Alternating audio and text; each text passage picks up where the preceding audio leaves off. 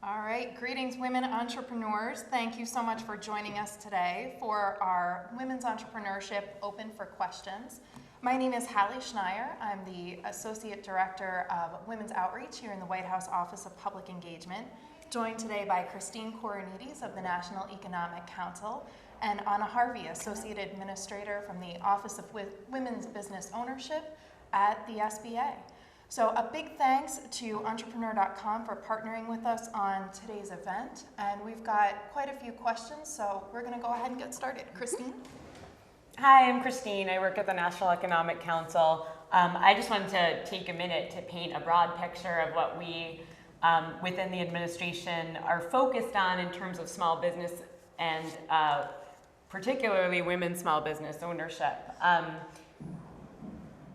We know that small businesses are a powerful force in the economy. They create most of the net new jobs and really keep economic growth on pace in the country. We also know that women-owned businesses are a growing share of those small businesses. There's a 20% increase between 2000 and the last data we had from 2007, showing that women-owned businesses are now about 8 million of the small businesses in this country.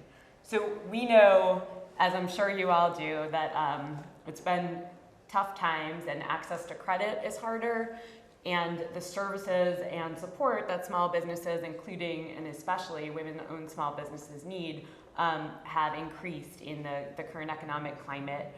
And we've been focused on initiatives that help get capital into the hands of small business owners, ensure that training and counseling programs are available broadly and there to assist everyone who wants to participate, and that the government's doing, putting its money where its mouth is, if you will, and looking at what we purchase and through our contracting dollars and making sure that we're supporting small businesses and particularly women-owned businesses.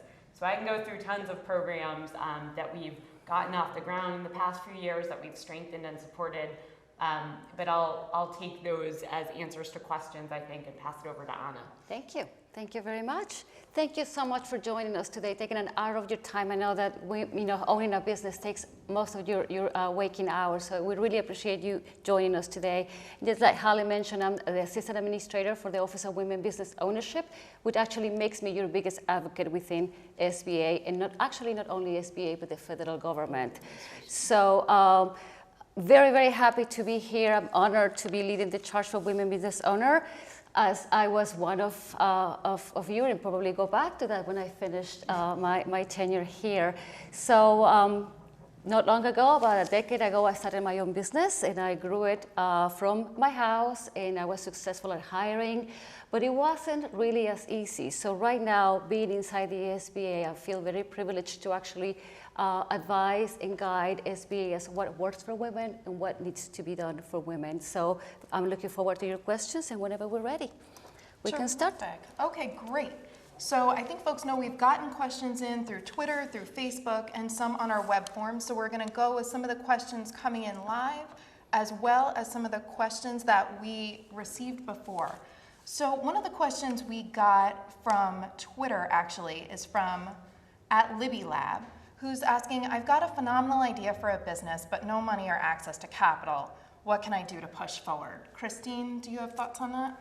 Well, actually, I'm going to pass this to Anna because I think at an early stage like that, there are a lot of programs we've worked with to make sure that micro lenders and smaller nonprofit intermediaries are capitalized and can help very early and nascent startup-sized businesses. But I think Anna's going to have the key to success here. Yes. Thank you.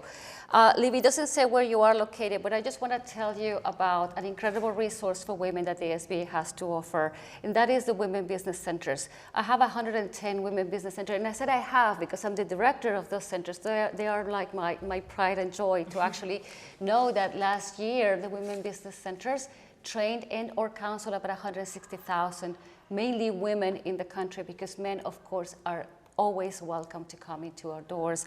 But one thing that I want to mention is that if you haven't heard about the Women Business Centers, it's very, very important that you go to sba.gov, and we'll give you more information on how to find it.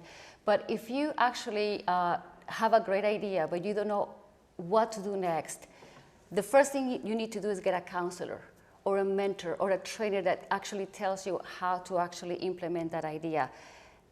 The idea in your mind is great. We need to make sure it's going to work in real life, that you're actually going to make some money out of this, because remember, now you have to start thinking about it as a businesswoman.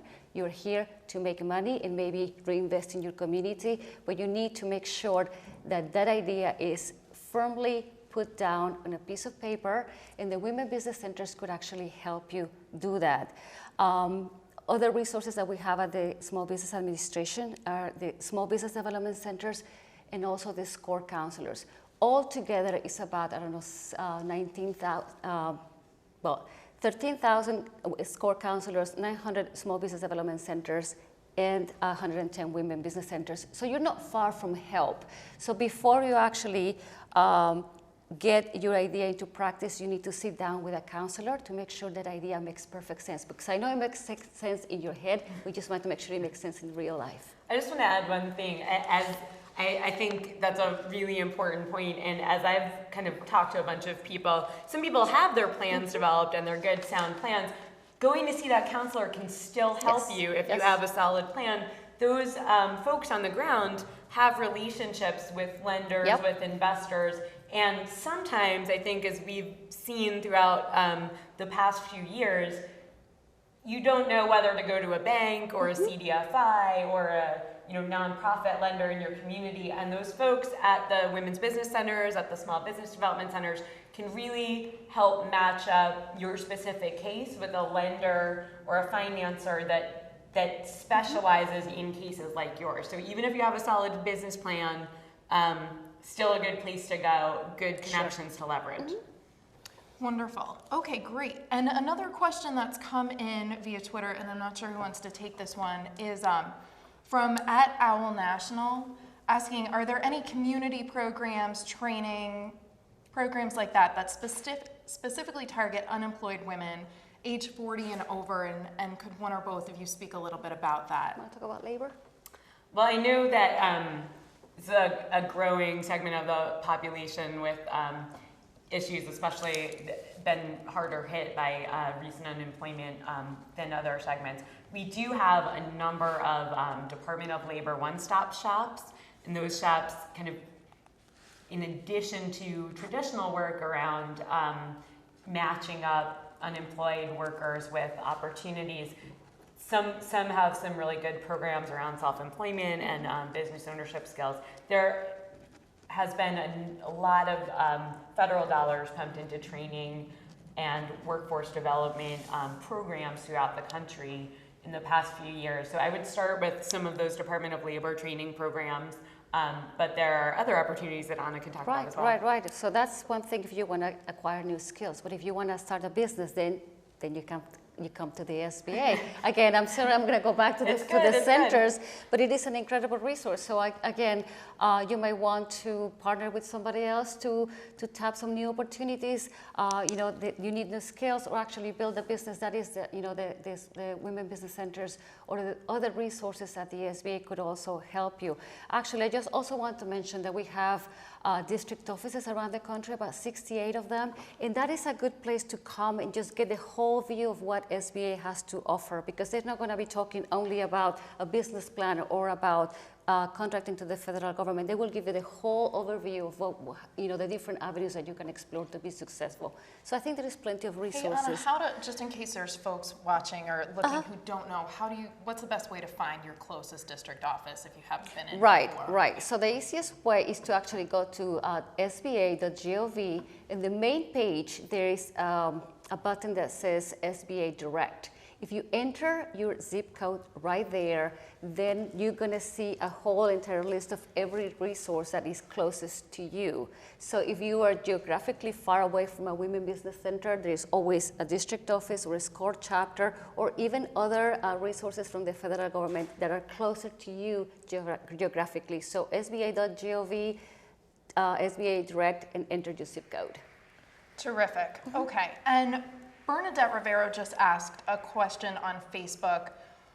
that I think pertains to a lot of women. I know we hear this a lot. Where can small and mid-sized women-owned businesses and owners find mentors? Right. Probably during the last year, I have engaged with over 2,000 women, like one-on-one. I did a lot of traveling this year, and one of the biggest requests was for a mentor. Where can I find a mentor?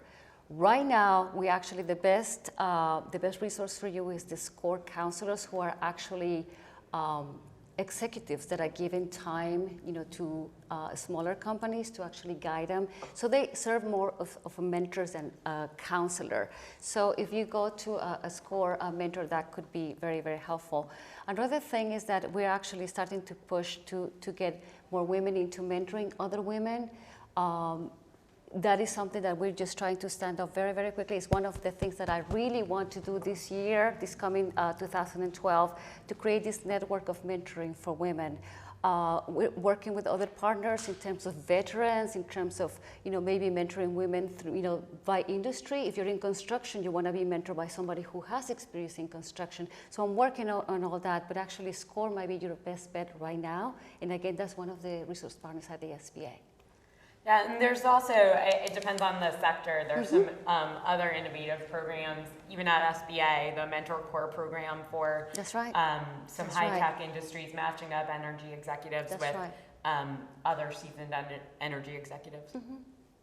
Terrific. And T. Thompson has asked us, in understanding there might be funding to retrain displaced workers, veterans, and others, how can information to those resources, where should folks access them? Are there plans to disseminate that more broadly, would you say? We are trying very hard. That's why we're here, because we really wanted to know about all these programs. So there is something that, we're out there as much as we can. We really thank you for actually being there and sharing this time with us. And we actually want to charge you with the task of going around and pass this along to your colleagues and friends, that there are all these resources.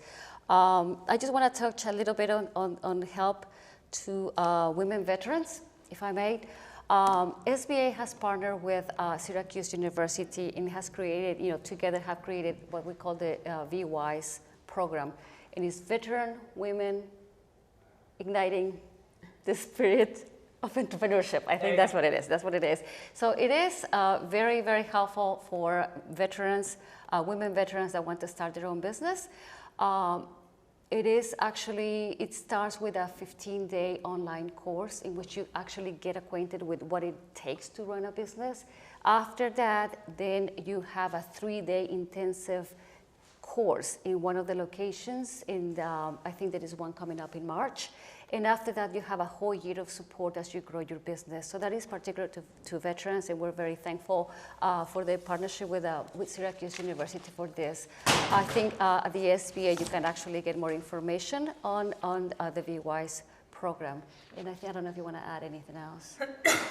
Yeah, to find out more about the training programs that exist, I would start with the Department of Labor and look for your local Department of Labor one-stop shop that should be pulling together some resources from labor and education, other federal agencies, and those folks should be able to tell you where on the ground near you some different training programs that might meet your particular needs are. Okay, so a question came in, and Heather Beal just asked us this a second ago. In terms of really directing women in this day and age, Christine, like you were saying, about where to find capital, she's hearing a lot about learning, but where can we go to find hardcore capital to sort of grow those businesses for folks who have already started but are looking to grow? Do we have recommendations? Yeah, sure. So I've actually looked at this a lot, and we have some documented evidence, which is unfortunate, but we all have to live with it, right? One is it's getting harder to get loans for growth capital up to about $500,000, which I'm sure you all know and can tell me more about. And at the same time, historically, women have a harder time accessing the capital that is available in the marketplace, and as credit is constrained and there are less sources of capital to highlight, we know that it's been a growing problem for women entrepreneurs. What we've seen here is that as larger banks and traditional sources of capital are more constrained, that folks have had more success at CDFIs, micro-lending funds. There are some really great community-based lending organizations that are nonprofits and aren't traditional micro-lending funds, but they do some sorts of venture and some sorts of lending. And they're popping up in communities across the country to meet this need. There are also some credit counseling organizations that kind of help, identify where you are, where the gaps in your credit portfolio might be given the deterioration of collateral or your home equity or traditional ways you would have accessed capital before the current situation, and they can look at that and direct you to some good sources of capital. Now again, I would say CDFIs people have been very successful with, these micro-lending institutions which now have some bigger programs. Look for the non-traditional, and the best way to find some of those programs and those organizations near you is through your Women's Business Center or Small Business Development Center or SBA district office. Now the banks and the community banks have SBA guaranteed products, and we know that SBA guaranteed products are actually 3 to 5 times more likely to reach women and minority business owners as conventional sources of capital. So it's actually really important. Look up on the website on SBA, find the resources near you. It should list some banks that are SBA lenders near you. That might be a place to start. Go talk to a counselor about the landscape of services and the organizations offering credit in your community. Frequently, even in this age of easily accessible information, you get overwhelming and distributed results and you're not sure which one you line up with. There are folks at women's business centers, at small business development centers that think a lot about this and can see based on your profile, your capital needs and your collateral, your credit history, where you are, not judging where you are, just seeing where you are and seeing actually that's a good fit for that person or that's a good fit for that organization. So having that kind of information broker can really be helpful. That sounds great. And I think that speaks to a question we got in from Sarah Angevine, who's saying, I teach college young women that have great ideas to start businesses. Are there programs for these young women to connect to capital? Are there programs for recent women graduates? And I think some of what you were saying speaks to that. Well, it's also really exciting. You want to talk about the Youth Entrepreneurship Initiative? Yes. We've seen a lot of this recently, and it's actually something this administration's extremely interested in. There's so much potential in young people. We want young people to be successful. We want to catch them really early, really early. So I think high school we're getting a little late to catch them, but I think young people have the brightest ideas. I have a couple of children. I have 2 children and a couple of children, and they have a view of the world that is very different, and it's actually what we need in terms of entrepreneurship. Innovation is really what is going to drive entrepreneurship in the years to come. So the SBA has become very, very aware of the importance of getting youth into the entrepreneurship spirit, not only spirit, but guided spirit, so they actually know how to do it. So we are actually going to have a few roundtables around the country, and we are going to engage with young people to actually send them to the resources that we have. And we have a wonderful couple of events already. And it's just full of energy. It's all web-based, and it's something that I can't quite catch up with. But there are some younger people at SBA that are very good at this. So again, we're just going to have the resources. And for example, we're going to also partner with the Department of Labor with the one-stop centers and other centers that actually deal with youth and partner them with our centers. So if there is not entrepreneurship taught at those centers, then they can pull out the resources of SBA to help them. So there's plenty of help, or actually not help, just assistance just to get them going. Young people don't need that much of a push. You just need a little bit of guidance, and we're just really excited that this is happening now. So 2 other things on that is one, as part of, as Anna was mentioning, we're trying to make sure young people are seeing the opportunities in entrepreneurship and business ownership, we're trying to encourage that and engage with them and identify the types of barriers and financing needs that they face. Two things we've done.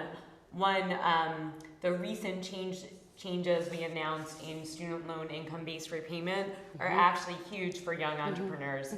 So making sure that after the expensive costs of college and sometimes graduate education, payments are reasonable and tied to your income, and that you have space to be innovative and creative and to chart your own path without being crippled by student loan debt.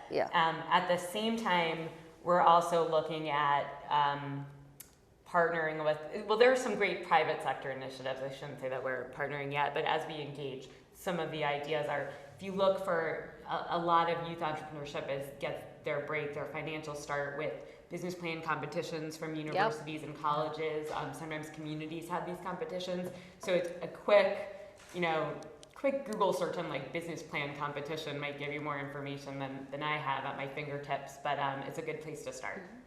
That's terrific. And folks seem to be connecting together and making deals as we're sitting here talking really? a lot about... Can you see all that in there? Yeah, it's pretty incredible. That's what happens when women entrepreneurs get together, right? So that's great to see, and talking a lot about these competitions. So if you haven't logged in through the Facebook page, be sure to do that. So let's see, another question came in from Dean Ledbetter just now, wanting to know more about why isn't the federal government doing more set-aside contracts for women-owned small businesses? So can you talk about those set-aside businesses and kind of women's contracting generally, where we are? I know it's a source of frustration for many. It was for me when I was actually running my business, but actually I became a very successful federal, service provider after a while. But yes, I understand. When I came to the SBA 3 years ago, I really didn't even want to talk about this because it's been a sore spot for women for the longest time. But something incredible happened in 2010, which is actually the SBA. One of the first initiatives, actually, not only SBA, but the whole entire Obama administration, is to fix this and make sure that women get at least 5% of everything that the federal government buys from companies, from women-owned companies. 5%, again, I'm the advocate for women, so to me 5% sounds like a little, but I'll take it, because the federal government hasn't been able to actually reach that goal. And I want to make sure that everybody understands that it's a goal and it's not a mandate. So it's a goal that every agency should actually strive for. So very, very quickly in 2009, we didn't reach the 5% goal, but we were at 3.68% of that goal, which actually translates into $16.2 billion in the hands of women. Come 2010, we were at 4.4% of that goal, so we kind of inched up a little bit, and that translates into $17.4 billion in the hands of women. So what happened in 2010? Finally, the SBA actually implemented a set-aside contract program for women-owned businesses. That means that if there are two of you that can compete for a government contract, then you can actually go for it. It's more complex than what I'm trying to say right now, and I would actually refer you to sba.gov/WOSB, that stands for Women-Owned Small Business. You can get all the details about that. The only thing that you have to keep in mind is that that company has to be owned by one or several women. 51% of that company should be in the hands of one or several women. That's the main kind of threshold to actually be considered women-owned. So definitely now 2 women could actually compete for a number of contracts with the federal government. It's a really, really good improvement over what we had some years back. Are we satisfied with this? Of course not. We are going to keep pushing forward to increase the number of industries that could actually be included in the set-aside program. But it was an incredible start because this program actually languished at the SBA for about 10 years. And it took 10 months for this administration to give it a good kick. And get these women the opportunity to compete for government contracts as a set-aside program.